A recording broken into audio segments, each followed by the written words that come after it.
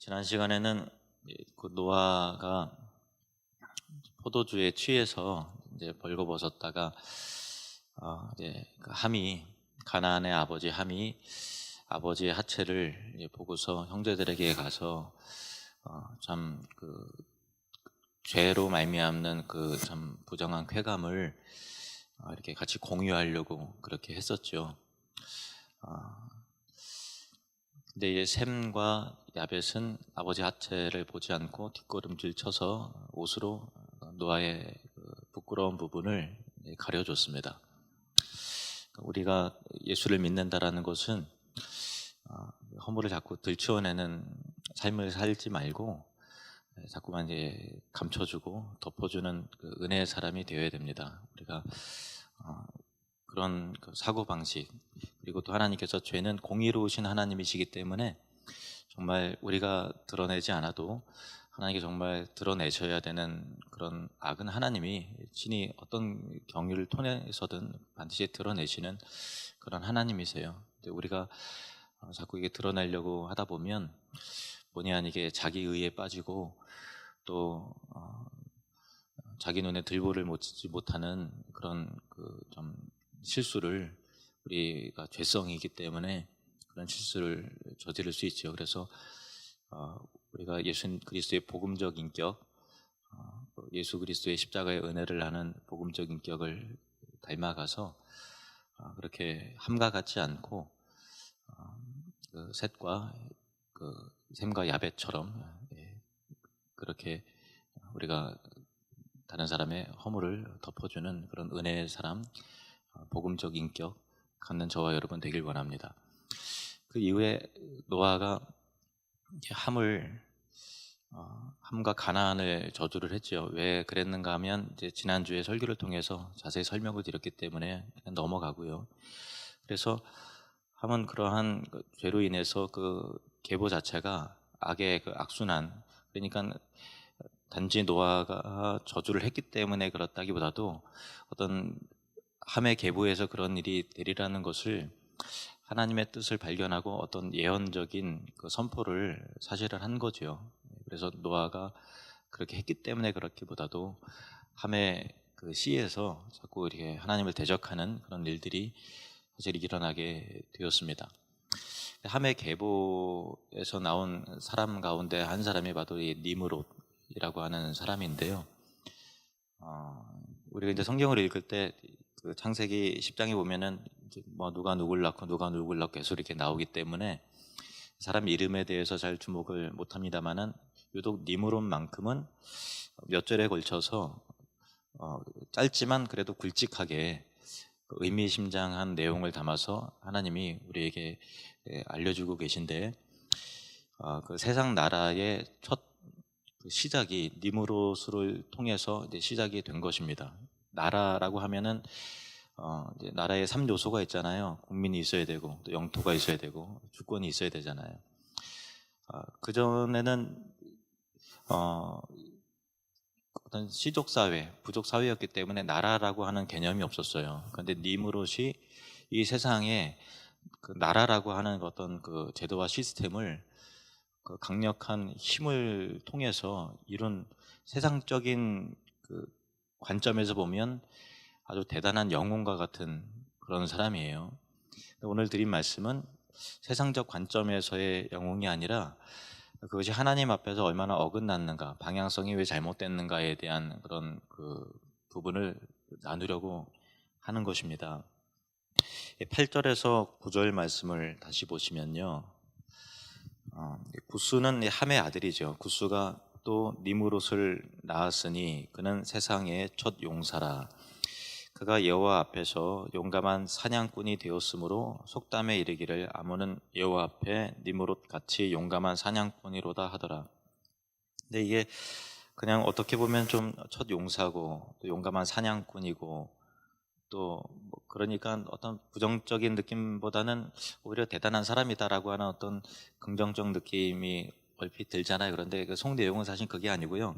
니므롯이라고 하는 이름 자체가 이 반역하다라고 하는 이름이고요. 대적하다, 반역하다라고 하는 의미입니다. 세상의 첫 용사다라고 하는 것은요, 용사라는 것이 말 그대로 이제 용사죠. 근데 이 단어는 그 원어의 단어는 어떤 영웅이라는 의미도 있고요, 강력한 지도자라는 의미도 있지만 폭군이라는 그 뉘앙스가 같이 있는 거예요. 그러니까 그냥 우리 요즘 사회에서 민주주의 시스템으로 국민에 의해서 선출된 그런 개념의 지도자가 아니라 강력한 힘으로 수단과 방법을 가리지 않고 다른 사람 위에 군림해서 이렇게 제도를 만든, 어떻게 보면 굉장히 똑똑하고 힘이 센 사람이지만 그러나 수단과 방법을 가리지 않았던 그런 사람을 제압하고 죽이고 해서 권력을 쟁취해서 세상에 스스로 왕이 된 그런 사람입니다. 그리고 여기 보면은 그가 여호와 앞에서 용감한 사냥꾼이 되었으므로라고 했을 때, 여호와 앞에서라고 하는 이 앞에서라는 것은 여호와 앞에 서 있다라는 그런 의미도 돼요. 뭐 나쁜 번역은 아닙니다만은, 또한 뉘앙스가 뭐냐면은 여호와의 반대편에 서 있는 어떤 그냥 같은 방향을 바라보는 게 아니라 대적하는 마음으로, 견주는 마음으로 그렇게 앞에 섰다라고 하는 그런 의미가, 분리와 대립의 의미가 같이 있는 거예요. 그래서 하나님 앞에 대립된 의미에서 용감한 거죠. 그러니까 그 용감하다라는 것이 어떤 긍정적 단어라기보다도 부정적인 그런 의미가 포함이 된 것이고요. 그리고 하나님과 대립한 용감한 사냥꾼이라고 이렇게 했는데, 이 사냥꾼이라고 하는 것은 그 에서처럼 그냥 들짐승 잡는 그런 사냥꾼이 아니고 그 사람을 잡는 사냥꾼이에요. 인간 사냥꾼. 그러니까 참 선뜻한 표현이죠. 그러니까 니무롯은 인간을 추격해서 인간을 잡거나 인간이 소유한 것을 억지로 인간을 죽여서 쟁취하는 강력한 힘을 가졌고, 주변에 있는 사람들 덜덜 떨게 만들었던 그런 폭군, 전쟁광이었죠. 그래서 어떤 정신이 여기 있습니까? 그러니까 니무롯은 하나님께서 우리 인간을 하나님의 형상으로, 사람을 하나님의 형상으로 만드셨는데 생명을 존중히 여기는 마음이 없었고요, 자기의 힘과 야욕을 위해서 어떤 사람이라도 대적하는 사람 가차없이 죽이고 사람을 사냥하고 또 없애는 그런 그 폭군, 흉악한 죄의 정신에 깃들여져 있는 그런 사람이었습니다. 그래서 이 함의 후손 중에서 니무롯에 대해서 이 설명을 더 자세하게 성경이 하고 있는 이유는 인류의 팽창과 함께 죄가 함께 팽창되는, 다시, 그러니까 노아의 홍수에 우리 생각에는 완전히 죄가 소멸된 것 같고 다시 하나님의 그 선하신 뜻대로 뭔가 이렇게 선한 사람들만 일어나기를 기대하지만, 지난주에 말했잖아요. 노아가 술 취한 게 그냥 취한 게 아니라 그 내면의 그 아픔과 갈등이 참 딜레마와 그런 게 있는 거라고 말씀을 드렸지 않습니까? 그러니까 이 세월이 얼마 지나지 않아 이런 일들이 생겨나게 되는 거죠. 그런데 노아가 이때 생존했어요. 노아가 900세도 넘게 살았기 때문에 되게 오랫동안 살았어요. 우리가 이 창세기 10장을 본문을 보면은 노아가 누굴 낳고하면 노아는 금방 역사의 뒤안길로 금방 없어진 것 같은데 굉장히 장수를 했어요. 그러니까 이런 역사까지도 노아는 다 이게 보는 거죠. 그러니까 참 그 마음 가운데 얼마나 그 영적인 갈등과 좀 고통이 심했겠습니까? 그래서 그의 그 니무롯의 등장은 하나님의 창조 질서를 파괴하고 하나님을 대적하고 하나님의 백성을 위협하는 자로서 홍수 이후에도 인간의 죄성은 여전히 사그러지지 않고 오히려 더 팽창되는 그런 시대였다라는 것을 보여주고 있죠. 10절부터 그가 어떤 대단한 일을 했나, 세상에 보면은 정말 대단한 사람이에요. 10절부터 12절 말씀까지 보시면 나라를 세웠는데 그의 나라는 시날 땅에, 시날이라고 하는 땅에 그 성읍들을 세웠는데 바벨과 에렉과 악각과 갈레에서 갈레 네 성읍을 세웠고요. 대단하죠.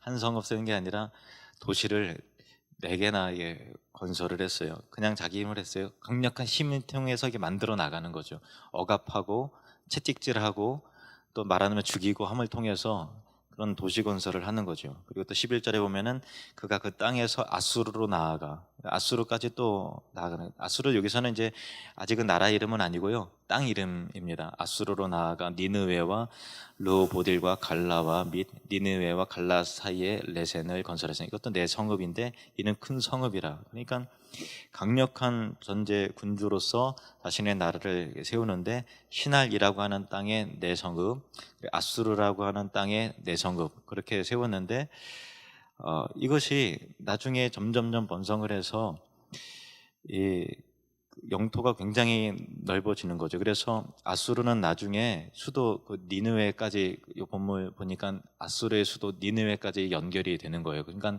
강력한 제국을 건설을 하고, 그리고 또 이 신할 땅에는 또 특별히 바벨이라고 나오죠. 여러분이 알고 있는 그 바벨론 제국, 바벨론 제국의 수도가 바벨이고, 그리고 바벨탑이 세워진 그곳이 바로 바벨이에요. 그러니까 참 어마무시한 사람이죠. 정말 정말 엄청난 사람이에요. 정말 너무 무서운 사람이에요. 그리고 악으로 가득한 사람이에요. 이런 거를 이렇게 한 거예요. 그런데 그 역사학자 중에서, 기독교 역사학자 중에서 제일 유명한 분이 요세푸스라고요.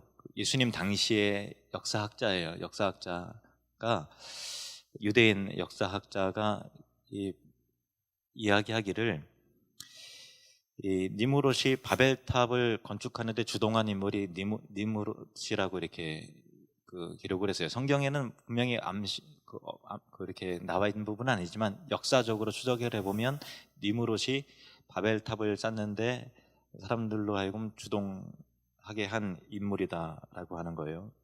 그러니까 바벨은 인간이 탑을 쌓아서 자신들의 이름을 나타내고자 했던 곳인데, 결국에 바벨의 군주였던 그가 하나님의 영광보다 인간 자신의 영광을 더 취했음을 단적으로 보여주는 사건이죠. 그 참 창세기 11장에 보면은 하나님께서 보다 못해서 사람을 언어별로 해갖고 흩어버리시잖아요.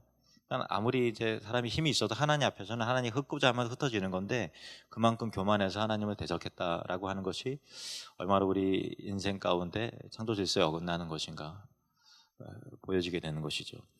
고린도전서 10장 31절 말씀을 보시겠습니다. 고린도전서 10장 31절 시작. 그런즉 너희가 먹든지 마시든지 무엇을 하든지 다 하나님의 영광을 위하여 하라. 아멘. 이것이 하나님의 영광을 구하는 것이 우리 창조 목적이에요. 그래야 우리는 가장 행복합니다. 자기의 영광을 구하는 게 바로 우상이죠. 시편 29편 2절 말씀 보시면, 여호와께 그의 이름에 합당한 영광을 돌리며 거룩한 옷을 입고 여호와께 예배할지어다, 이렇게 돼 있어요. 그러니까 국가라는 제도 자체가 잘못됐다라는 그런 건 아니에요. 근데 국가라는 것, 이 세상 나라가 처음에 출범할 때 그 방향성 자체가 하나님의 영광을 향한 방향성이 아니었다고요. 그래서 하나님께서는 다윗을 통해서 하나님 나라의 어떤 모델을 만드시려고 하신 거잖아요. 물론 이스라엘 통해서 했는데, 사울 왕이 처음에 세워졌는데 사울 왕은 결국은 누구 나라를 만들었어요? 자기 나라를 만든 거예요. 정말 하나님께서는 이 세상 나라의 특징은 사람이 왕인 거예요.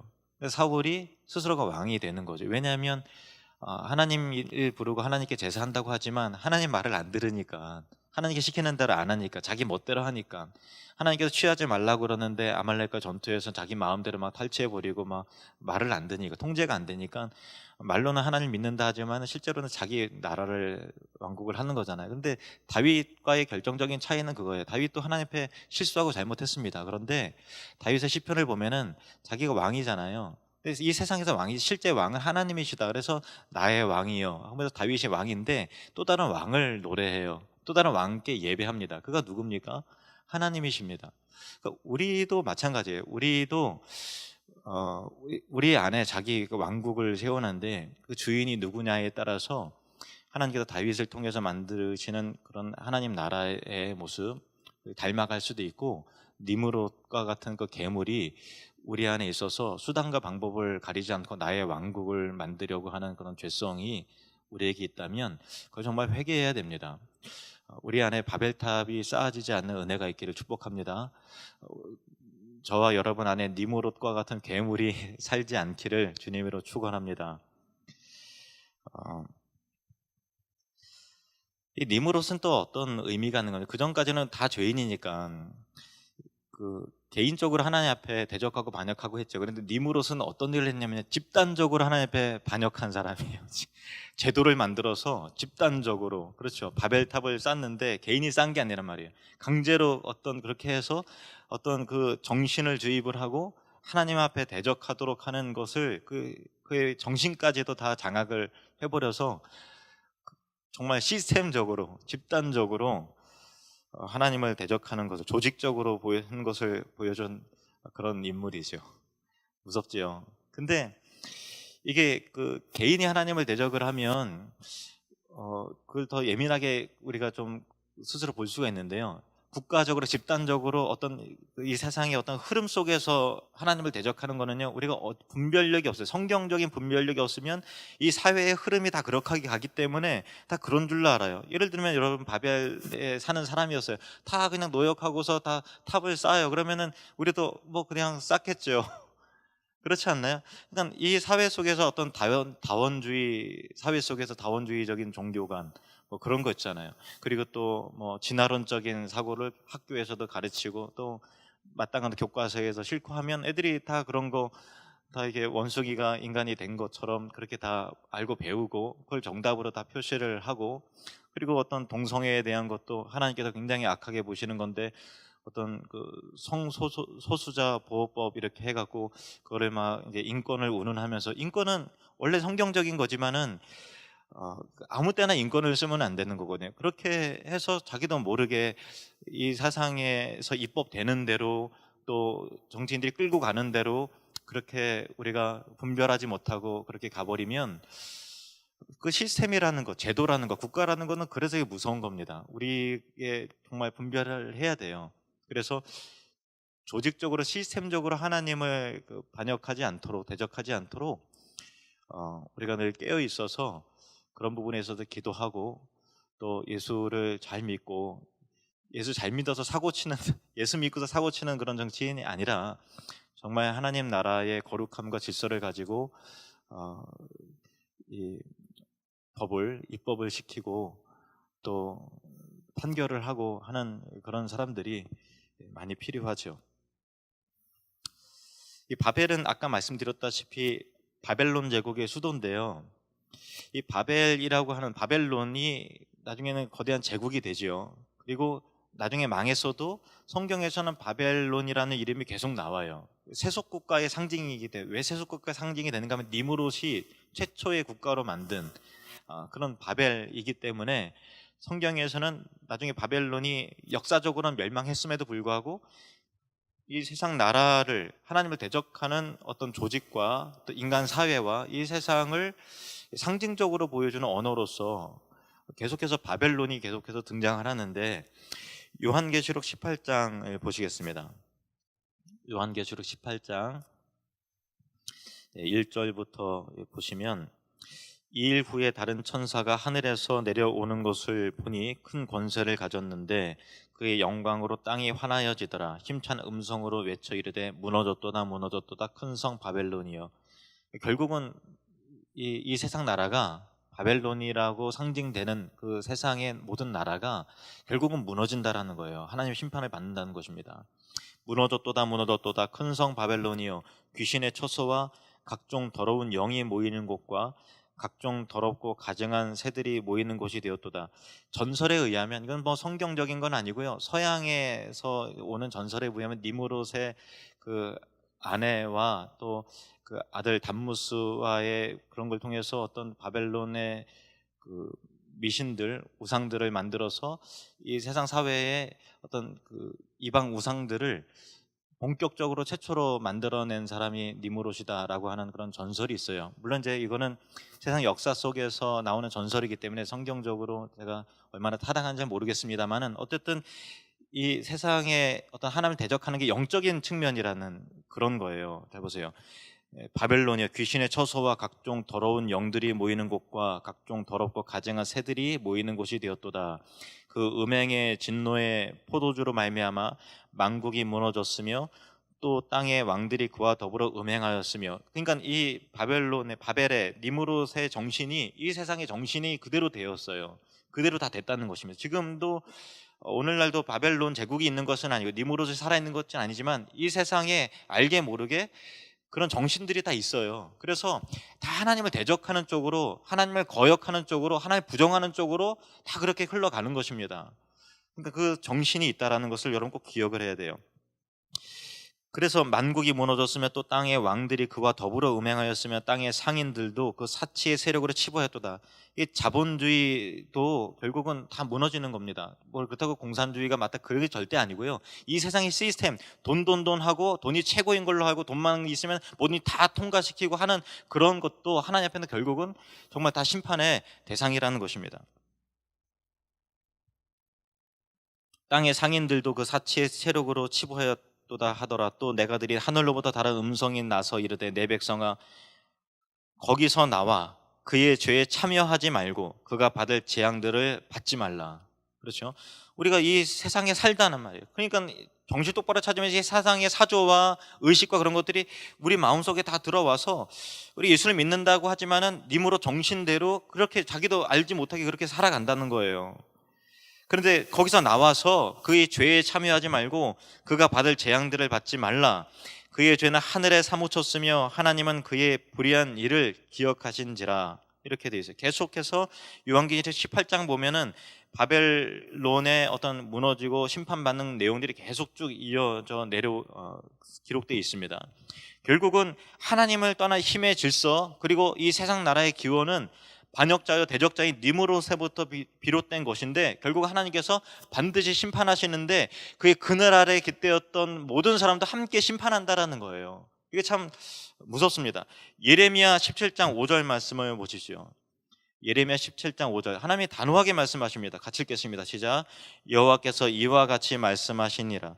무릇 사람을 믿으며 육신으로 그의 힘을 삼고 마음이 여호와에게서 떠난 그 사람은 저주를 받을 것이라. 아멘. 육신으로 그의 힘을 삼고 사람을 믿고 하나님을 떠난 사람은 저주와 심판을 받는다. 하나님께서 반드시 말씀하셨습니다. 그러니까 이 세상에서는 세상적인 의미에서, 역사적 의미에서는 니무롯은 정말 영웅이죠. 정말 대단한 사람입니다. 정말 엄청난 사람인데 세상에서는 기준에서 보면 그런 사람들이 높이 평가받고 추앙받고 박수 받는지 모르겠지만 하나님 보시기에는 가장 크게 심판을 받고 멸망할 사람이라는 것을 우리가 꼭 기억을 해야 되는 것입니다. 그가 형성한 바벨론과 아수르는 지금 없지만 그의 세속적인 정신은 오늘날까지 사람들의 영혼에 깊이 뿌리 박혀 있는 것인데 그런 의미에서 우리는 여전히 이 세상 속, 그러니까 바벨론 안에 우리가 살고 있다는 꼭 기억을 해야 돼요. 우리가 바벨론 안에 살고 있어요. 나 예수 믿어도, 여러분 예수 믿어도 바벨론 안에 살고 있습니다. 우리 교회는 어디 있는 교회일까요? 천국에 있는 교회입니까? 바벨론 안에 있는 교회예요. 하지 않던 이제 성경적인 얘기하는 거예요. 자, 베드로전서 5장 13절 말씀. 베드로전서 5장 13절 시작. 택하심을 함께 받은 바벨론에 있는 교회가 너희에게 문안하고 내 아들 마가도 그리하느니라. 베드로가 이 베드로전서를 썼을 때 바벨론은 이미 없어요. 무슨 의미냐면 이 세상 안에 교회가 있다는 거예요. 그런데 하나님께 세상 안에 있지만 택하셨다라는 거예요. 우리가 세상 안에 있다는 꼭 기억해야 돼요. 세상과 격리해서 살 수 없어요. 세상 안에 있어야 돼요. 그러면 어떻게 해야 되느냐는 거예요. 우리 세상으로부터 구별돼야 되는데 세상 안에 있어요. 어떻게 해야 될까요? 요한일서 2장 15절에서 17절 말씀인데 첫 번째 원리는요, 한번 따라해 보겠습니다. 세상으로부터 구별되어야 합니다. 장소적인 의미에서 구별은 아니에요. 영적인 의미에서의 구별입니다. 우리가 어떻게 이 세상에서 벗어날 수가 있어요? 그럴 수는 없어요. 바벨론의 지리적인, 물리적인 의미에서는 바벨론 안에 교회가 있습니다. 바벨론 안에 저와 여러분이 살고 있고 바벨탑이 세워지는 그 현장 가운데 저와 여러분이 살고 있다는 것을 좋든 싫든 인정을 해야 돼요. 요한이 그러면 어떻게 해야 되느냐? 요한 1서 2장 15절에서 17절 말씀 보시겠습니다.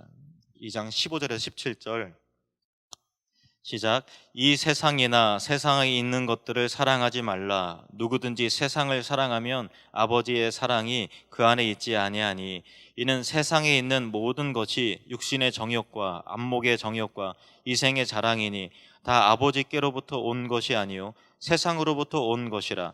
이 세상도 그 정욕도 지나가되 오직 하나님의 뜻을 행하는 자는 영원히 거하느니라. 아멘.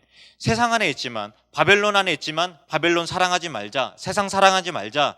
이게 우리가 무엇을 사랑하느냐라는 것이 세상에서 있음에도 불구하고 세상과 동화되지 않는 유일한 방법이라는 것입니다. 여러분, 하나님만을 사랑하시기를 바랍니다. 이 세상에 있지만 천국을 동경하고 천국을 소망하시기를 바랍니다.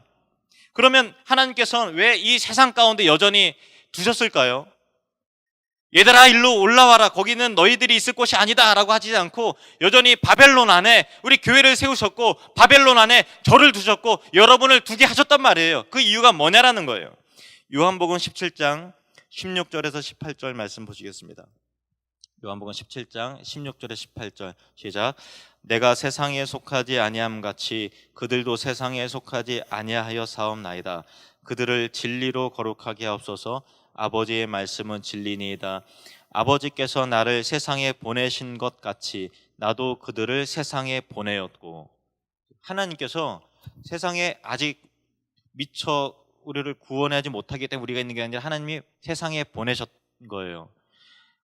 우리 공동체 고백 가운데 우리는 세상에서부터 부름받은 구별된 하나님의 백성이며 또한 세상으로 보냄받은 그리스도의 제자입니다. 이렇게 돼 있잖아요.